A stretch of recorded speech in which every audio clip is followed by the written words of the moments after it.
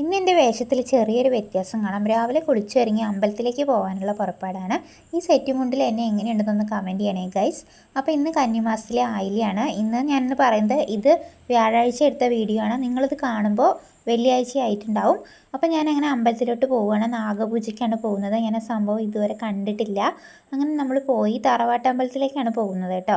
അവിടെ പോയി നാഗപൂജയും നാഗതൊള്ളലുണ്ട്. അതിൻ്റെയൊന്നും വീഡിയോസ് എടുക്കാൻ പാടില്ല എന്നുള്ളൊരു നിയന്ത്രണം ഉള്ളതുകൊണ്ട് അതൊന്നും എടുത്തിട്ടില്ല.